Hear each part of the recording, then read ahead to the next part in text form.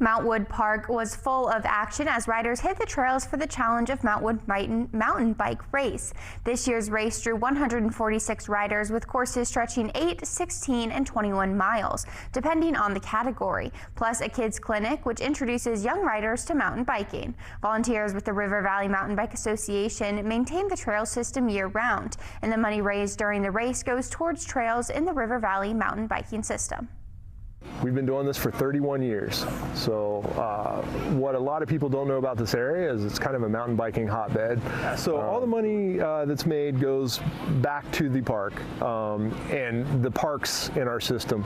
So this is what we use to fund the entire River Valley Mountain Bike Association. Any tools, any incidental costs of doing trail maintenance all come from this money.